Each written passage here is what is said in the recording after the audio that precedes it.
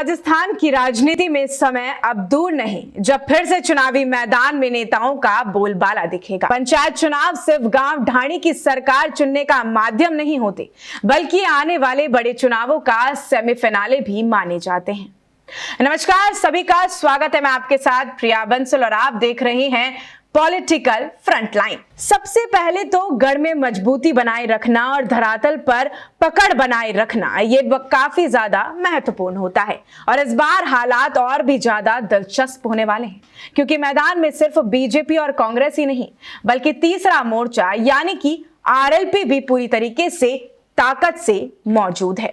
राजस्थान में आगामी पंचायत चुनाव में 3 मुख्य खिलाड़ी हैं, जिसमें भाजपा है, कांग्रेस है और आरएलपी है। सबसे पहले बात करते हैं भाजपा की।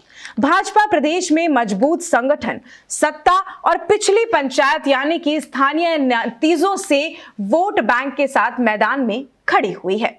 बात करें कांग्रेस की तो जनता के मुद्दों के दम पर साथ ही एसआईआर जैसे मुद्दों पर सक्रियता और संगठन मजबूत करने का प्रयास भी लगातार करती नजर आ रही है।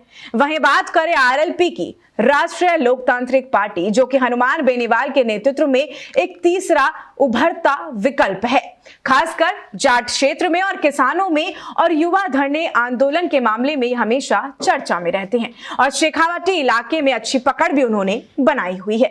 लेकिन सबके जहन में बार बार एक सवाल आता रहा है, क्या हनुमान बेनीवाल नया खेल खेल रही हैं? कहीं आरएलपी बीजेपी की टीम बी तो नहीं है, या फिर कांग्रेस को भ्रमित करने की कोई और राजनीति या रणनीति तो हनुमान बेनीवाल और बीजेपी मिलकर नहीं चला रही है। अब अगर ऐसा है तो बात बड़ी है, क्योंकि सत्ता और संगठन दोनों को इससे फायदा मिलेगा। आरएलपी की पंचायत स्तर पर काफी अच्छी पकड़ मानी जाती है। बेनीवाल को आमजन पसंद करते हैं, गांव से लेकर शहर तक उनकी अच्छी पकड़ है। दोनों पार्टियों के लिए काफी ज्यादा बखूबी भी मानी जाएगी। अब बात करें कांग्रेस की। अभी हाल फिलहाल में कांग्रेस विपक्ष में होने के बावजूद सामाजिक मुद्दों पर काफी एक्टिव बनी हुई है, चाहे फिर वो मुद्दा अरावली बचाने का हो, हनुमानगढ़ में एथेनॉल प्लांट हटवाने को लेकर हो, या फिर एसआईआर जैसे मुद्दे पर साफ और सटीक बात रखने को लेकर हो। हर मुद्दे पर कांग्रेस एक्टिव बनी हुई है। लेकिन ये बात भी सच है कि कांग्रेस में अंदरूनी गुटबाजी भी एक बड़ी चुनौती मानी जाती है। कहीं कुछ कार्यकर्ता कांग्रेस छोड़ चुके हैं तो कहीं नेताओं में अंतर्कलह भी देखने को मिलती है। अब खैर, ये बात बताने की कोई जरूरत नहीं है कि किन नेताओं के बीच में अंतर्कलह देखने को मिलती है, लेकिन पंचायत चुनाव को राजनीतिक वापसी के मौके के रूप में आप साफ देख सकते हैं।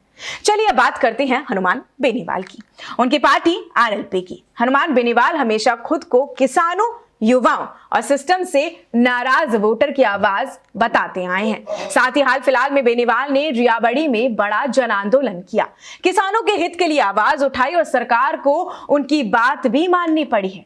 तो ये बात तो साफ है कि किसानों में बेनीवाल का क्रेज बहुत ज्यादा जोरदार देखने को मिल रहा है। ना बीजेपी ना कांग्रेस हम अलग हैं कि लाइन हमेशा बेनीवाल देते आए हैं। बेनीवाल अब ये मौका छोड़ने वालों में से नहीं है। वो पंचायत चुनाव को जमीनी विस्तार के लिए इस्तेमाल करने के लिए पूरी तरीके से मैदान में खड़े हुए हैं। लेकिन सवाल बार बार वही आता है कि क्या हनुमान बेनीवाल बीजेपी की टीम बी तो नहीं है? सीधा और साफ जवाब है इसका कि अभी तक इसका कोई ठोस प्रमाण नहीं मिल पाया है। ये सिर्फ कही सुनी बातें हैं और उड़ती उड़ती खबर आती रही है।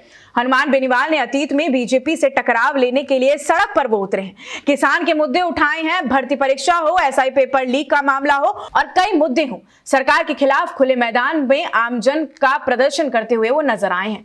अगर हनुमान बेनीवाल टीम बी होते तो इतनी आक्रामक राजनीति उनकी दिखाई भी नहीं देती। ये जरूर सच हो सकता है कि आरएलपी का मजबूत होना कई सीटों पर कांग्रेस को नुकसान पहुंचा सकता है, लेकिन नुकसान होना और टीम बी का घोषित हो जाना ये बिल्कुल अलग दो बातें हैं, जैसे कि आसमान और पाताल। इस बार पंचायत चुनाव सिर्फ सरपंच और वार्ड पंच के बीच में नहीं हो रहे हैं, राजस्थान की आने वाली राजनीति की दिशा भी ये तय करने वाले हैं और कई चीजों से पर्दा भी अब हटने वाला है। यानी लड़ाई साफ है और सिर्फ पंचायत जीतने की नहीं है, भविष्य की राजनीति में अपनी कीमत बढ़ाने की भी है।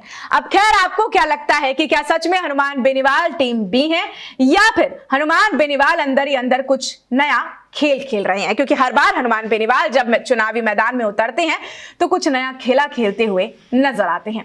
आपका क्या सोचना है, क्या विचार है, हमें आप कमेंट सेक्शन में जरूर बताएं और डेली आपके लिए ऐसी पॉलिटिकल फ्रंटलाइन की खबरें हम आपके लिए लेकर आते रहेंगे। तब तक के लिए शुक्रिया। मैं आपके साथ प्रिया बंसल और आप देख रहे हैं अपडेट इंडिया। नमस्कार।